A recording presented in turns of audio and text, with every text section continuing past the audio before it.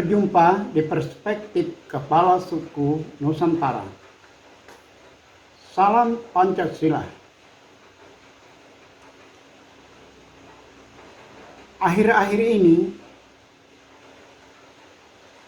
banyak orang dan banyak pihak yang merindukan agar negara kita ini menjadi baik, agar NKRI menjadi baik.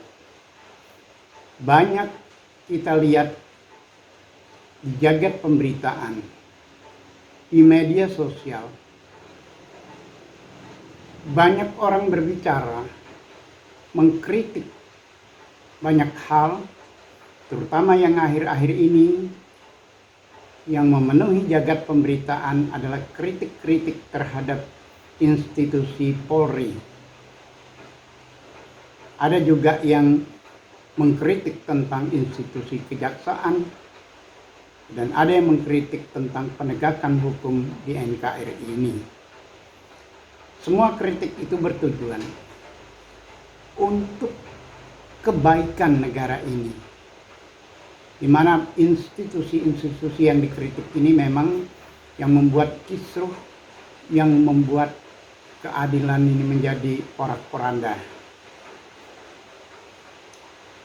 Saya sebagai Kepala Suku Nusantara apresiasi dengan kritik yang ada, termasuk juga solusi yang disampaikan, bahwa harus ada perombakan, harus ada reformasi yang mendasar di tubuh institusi-institusi yang dikritik ini.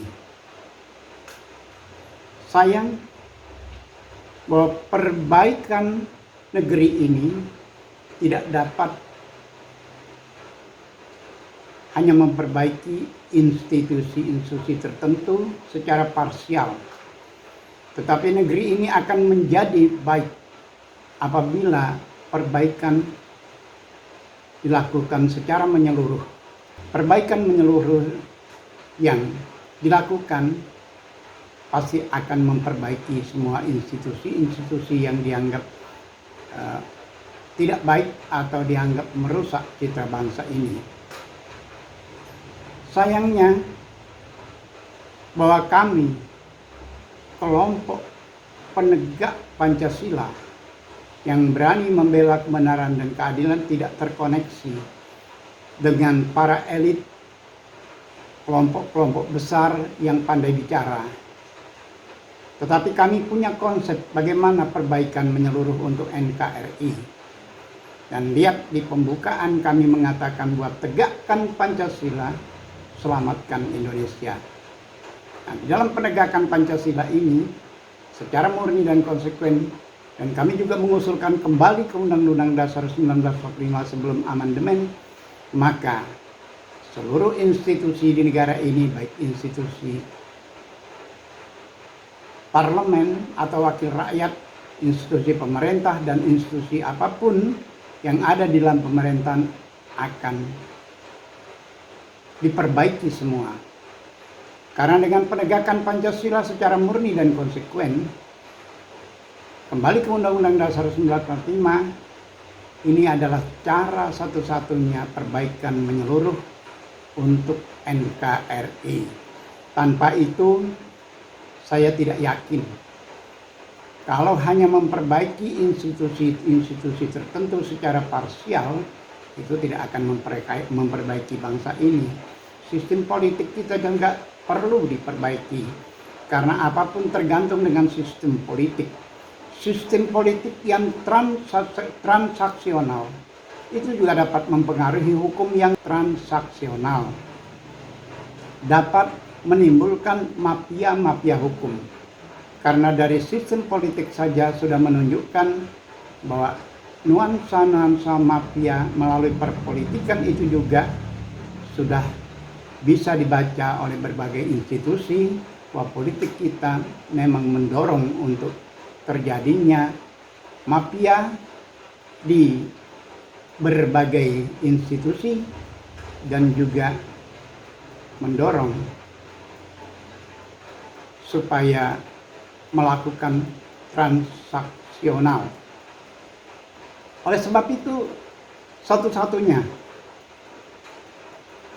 cara untuk memperbaiki semua institusi, cara untuk memperbaiki keseluruhan NKRI, maka satu-satunya adalah penegakan Pancasila murni dan konsekuen dan kembali ke Undang-Undang Dasar 1945 sebelum amandemen. Kita lupakan, kita hilangkan, kita tiadakan semua yang buruk-buruk, baik terjadi di institusi tertentu maupun terjadi di mana saja. Kita mulai nolkan negara ini, kembalikan ke titik nol, dan kita tata Indonesia baru yang benar-benar sesuai dengan Pancasila. Maka semua orang akan melakukan nilai-nilai Pancasila. Para penentu kebijakan, pembuat undang-undang seperti wakil rakyat dan pemerintah di semua tingkat, mereka akan membuat segala peraturan perundang-undangan yang sesuai dengan nilai instrumental Pancasila. Lalu para pejabat, penyelenggara negara, dan berbagai institusi di dalamnya, dari yang tertinggi sampai yang terendah, wajib menerapkan nilai-nilai praktis Pancasila dalam kehidupan kesehariannya. Dan ini menghindari segala masalah yang terjadi, menghindari mafia, menghindari kecurangan-kecurangan dan kejoliman yang dirasakan oleh masyarakat Indonesia hari-hari ini.